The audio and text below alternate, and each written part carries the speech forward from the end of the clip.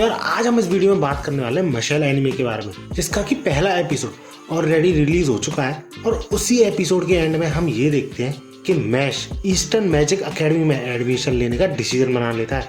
लेकिन सबसे इंटरेस्टिंग चीज तो ये है कि मैश खुद मैजिक यूज नहीं कर सकता, तो आखिर कैसे वो एक मैजिक एकेडमी में एंटर कर पाएगा? उसका एग्जाम भी तो क्लियर करना पड़ेगा ना। तो इसलिए अगर तुम ये जानने में इंटरेस्टेड हो देन कीप वॉचिंग।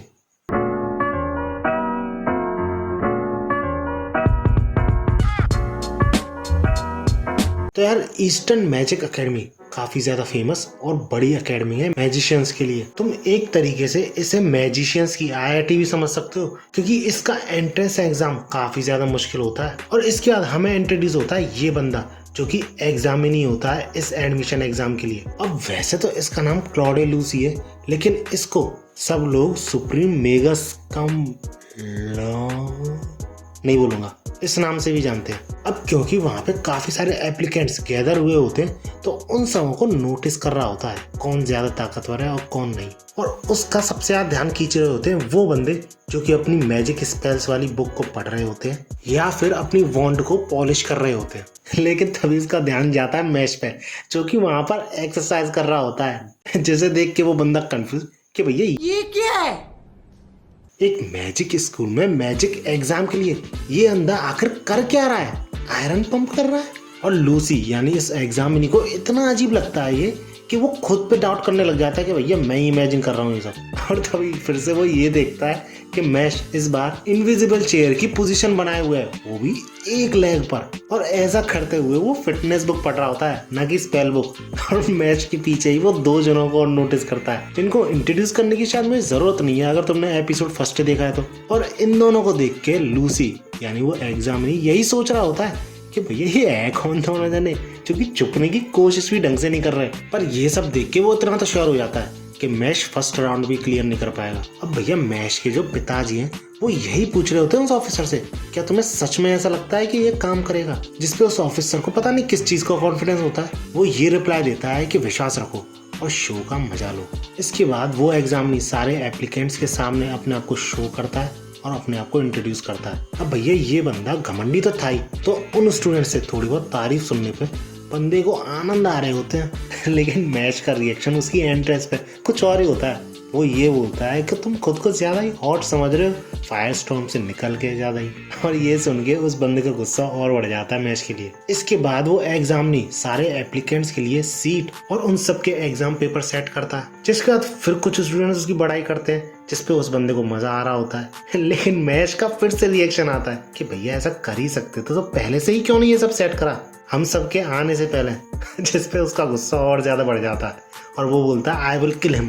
बट वो बंदा पूरी तरह श्योर था कि मैश पास नहीं कर पाया, क्योंकि पासिंग रेट जो था वो सिर्फ 3% था। इसके बाद वो सारे एप्लीकेंट से एग्जाम शुरू करने को बोलता है और उस पेपर को सॉल्व करने के लिए वो सिर्फ उन्हें 30 मिनट देता है। लेकिन तभी वो सारे स्टूडेंट्स ये गौर करते हैं कि उस क्वेश्चन पेपर में सारे क्वेश्चन कैचों की तरह रेंग रहे हैं, जिस वजह से उन्हें आंसर करना तो दूर, उन्हें पढ़ना भी मुश्किल हो रहा है। इसके बाद हमें उस एग्जामिनी से ये रिवील होता है कि वो जो सारे क्वेश्चंस थे उनको आंसर करना काफी ज्यादा आसान था, इसलिए उसने अपने स्पेल से इस टेस्ट को और ज्यादा एनहेंस कर दिया। अब तुम यूं सोच रहे होगे कि यार मैश इस चीज को कैसे डिसस्पेल करेगा, और यही चीज वो दोनों भी सोच रहे होते हैं। और भाई साहब इसके बाद जो होता है ना, तुम देख के शॉक हो जाओगे। मैश थोड़ा सोचने के बाद उन सारे वर्ड्स से मूव करने को मना करता है, लेकिन पहली बार में कोई असर नहीं पड़ता। लेकिन इसके बाद वो अपनी पेन को तोड़ने के बाद उन सारे वर्ड से काइंडली स्टॉप मूविंग बोलता है, और भाई साहब सारे वर्ड्स एक लाइन में आ जाते हैं। इस चीज पे इन दोनों का रिएक्शन देखो।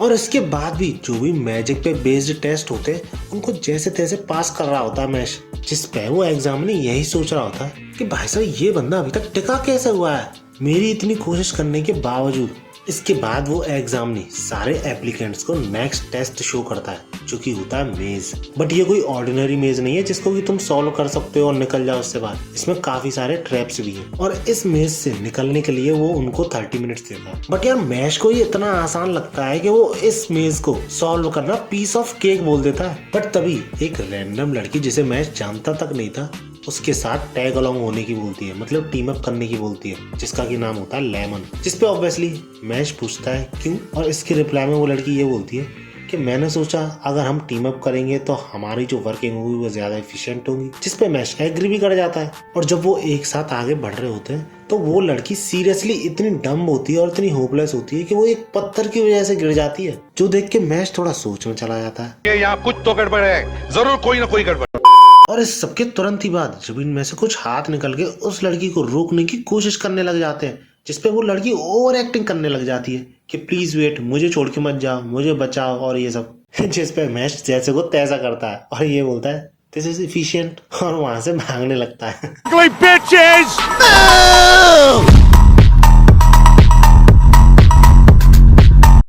तब जाके वो लड़की अपना असली फेस दिखाती है और मैश को एक स्पेल के थ्रू वीडियो में जकड़ लेती है, जिस पर मैश पूछता है क्या है ये सब, जिसकी रिप्लाई में वो लड़की ये बोलती है कि सॉरी, मैं तुम्हें बेवकूफ बनाने की कोशिश कर रही थी, लेकिन मेरे कुछ पर्सनल रीजन से तुम्हें गोल से दूर रखने के लिए। जिस पे मैश ये बोलता है कि अच्छा, तुमने मुझे पागल बनाने की कोशिश करी। और इसकी रिप्लाई में वो लड़की ये बोलती है कि कोई फायदा नहीं है, इन बेड़ियों को कोई भी ह्यूमन नहीं तोड़ सकता। लेकिन मैश उन बेड़ियों को बड़ी आसानी से तोड़ते हुए ये बोलता है कि सॉरी, लेकिन मेरे पास भी मेरे कुछ पर्सनल रीजंस हैं। और ये सब देख के लिटरली उस लड़की की फट जाती है और मैश बिना कोई टाइम वेस्ट करे वहां से दौड़ लेता है। इस सब के बाद भी वो लड़की यही सोच रही होती है कि कैसे भी करके मुझे मैश को पकड़ना ही पड़ेगा। लेकिन इतने में वहां पे एक रियल मॉन्स्टर आके खड़ा हो जाता है और उससे एक क्वेश्चन या फिर बोलूं एक क्विज पूछने लग जाता है। अब क्योंकि उस लड़की की उस मॉन्स्टर को देख के ही हालत खराब हो गई थी, तो वो कंसंट्रेट नहीं कर पाती, तो भाई साहब रिडल का आंसर कैसे देगी। जिसके बाद जब वो मॉन्स्टर उस लड़की को मारने वाला होता है, तब उस लड़की को एहसास होता है कि ये कर्मा ही है कि मैंने उस मशरूम हेड के साथ ऐसा किया, तो मेरे साथ भी ऐसा ही हो रहा है। लेकिन इतने में मैश वहां पे आके उस मॉन्स्टर को सिर्फ एक मुक्के में ढेर कर देता है। जिसके बाद जब वो लड़की ये पूछती है मैश से कि तुमने मेरे लिए ऐसा क्यों किया, तो मैश उससे रिप्लाई में ये बोलता है कि हो सकता है तुम्हारा जो पर्सनल रीजन है वो काफी हद तक सिमिलर हो मेरे पर्सनल रीजन से, तो मुझे थोड़ा बुरा लगा तुम्हारे लिए। अब वैसे तो वो सख्त लड़की थी, लेकिन यहाँ वो फिसल गई। अब इसके बाद वो लड़की मैश से ये बोलती है कि अब तो हम दोनों ही पास नहीं कर पाएंगे, क्लियर नहीं कर पाएंगे इस टेस्ट को। जिसपे मैश ये बोलता है कि तुम्हें क्या लगता है मैं इतनी जल्दी यहाँ पे कैसे आया। जिसपे वो लड़की सोच में कि क्या मतलब। अब क्योंकि टेस्ट क्लियर करने का टाइम खत्म ही होने वाला था, तो वो एग्जामिनी खुश हो रहा होता है कि अब तो कोई चांस ही नहीं है उस लड़के के पास होने के, क्योंकि मैंने एक स्टूडेंट और उसके पीछे लगा दिया उसे स्लो करने के लिए। बट तभी कुछ टूटने की आवाजें आने लग जाती है वहां पे एप्लीकेंट्स को और उस एग्जामिनी को, और वो सब ये देख के शॉक हो जाते हैं कि मैश उस मेज की सारी दीवारों को तोड़ते हुए सीधा गोल की तरफ बढ़ रहा होता है। अब ये देख के वो एग्जामिनी तो काफी ज्यादा फ्रस्ट्रेट होता है, लेकिन उस एकेडमी का हेडमास्टर काफी ज्यादा इम्प्रेस हो जाता है। अब मैश ने टेस्ट क्लियर तो कर लिया था, लेकिन वहां पे प्रेजेंट सारे एप्लीकेंट्स ये एक्सेप्ट ही नहीं करना चाहते थे कि मैश ने वो मेज क्लियर किया है, क्योंकि ये कोई तरीका थोड़ी है मेज को क्लियर करने का कि सीधे दीवारें तोड़ के क्लियर कर लो। जिसपे भैया मैश भी क्या बोलता, क्योंकि काफी हद तक वो सारे सही भी थे, और इसी वजह से वो सारे स्टूडेंट्स यानी एप्लीकेंट्स मैश को घर जाने की बोलते हैं। लेकिन तभी लेमन उन सबसे चुप रहने को बोलती है और ये बोलती है कि इसमें मैश की कोई भी गलती नहीं है, क्योंकि उसको ये बोला गया था कि अगर वो मैश को गोल पे पहुंचने से रोकेगी तो उसे पास कर दिया जाएगा। और ऐसा बोलने वाला और कोई नहीं, प्रोफेसर लूसी थे, यानी वो एग्जामिनी। और ये सब उसने इसलिए किया क्योंकि उसकी फैमिली और वो काफी पुअर बैकग्राउंड से बिलोंग करती थी, और इसलिए वो काफी ज्यादा डेस्परेट थी इस स्कूल में एडमिशन लेने के लिए। बट बंदे को काफी ज्यादा रिग्रेट था, क्योंकि एक तो मैश ने उसकी जान बचाई और उसके ऊपर से उसने ये बोला कि वो उससे शादी भी करेगा। और यार यही चीज मुझे इस मांगा की काफी ज्यादा फैसिनेट करती है। ये स्विच ऑफ इमोशन होता है ना, कि अभी कितना ज्यादा रिग्रेट कर रही थी और अचानक से ऐसा बिहेव करने लग गई, यही चीज मुझे इसे मांगा ही पसंद है। और ये पूरी मांगा के दौरान होता है। इसके रिप्लाई में मैश ऑब्वियसली ये बोलता है कि आई नेवर सेड दैट। अब भैया पोल तो खुली चुकी थी, तो इस पे वो एग्जामिनी अपना असली रूप दिखाता है, ये बोलते हुए तो क्या हो गया मैंने ऐसा करने की कोशिश करी तो, ये मेरा एग्जाम है, किसने कहा जो बच्चा मुझे पसंद नहीं आएगा मैं उसे फेल नहीं कर सकता। और ऐसा कहते हुए वो मैश और लेमन दोनों को ही नीचे दिखाना शुरू कर देता है। और इतना ही नहीं, वो उनकी फैमिलीज तक पहुंच जाता है, उनको भी भरा बुरा बोलता है, एंड एट द एंड वो उन दोनों को ही फेल करने का डिसीजन लेता है, अगर वो उससे पंगा नहीं लेना चाहते तो। लेकिन वो अपनी बात पूरी करता ही उससे पहले मैश वहां पहुंच के उसके वॉन्ड को तोड़ देता है, जिसपे उसका रिएक्शन देखो, कंप्लीटली शॉक में चला गया बंदा, और ये सोच रहा है कि भैया ये हुआ क्या। इस पे इन एप्लीकेंट्स का रिएक्शन देखो और उसके बाद इन दोनों का रिएक्शन देखो।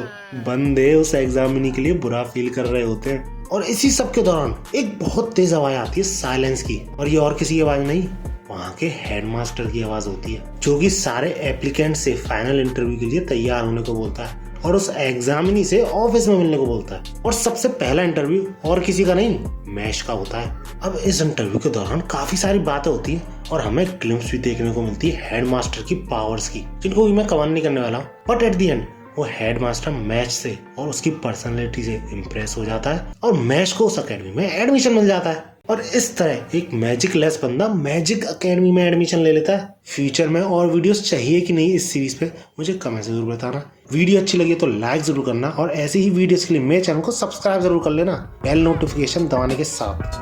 और आगो